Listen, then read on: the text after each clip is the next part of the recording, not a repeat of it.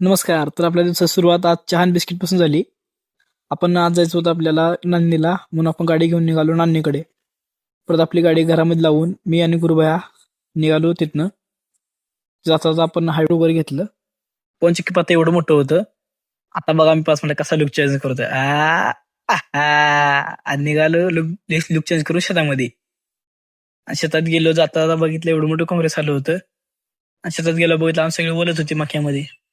असल्या वल्या मातीमध्ये आपल्याला मका गोळा करायची होती. पुढं माणसं बाया मका काढत होती. आपण मका गोळा करून ही गाडी चालू करून आपण निघालो आपल्या दुकानाकडं. दुकानात आपल्या शेडवर जायचं होतं शेळ्यांच्या.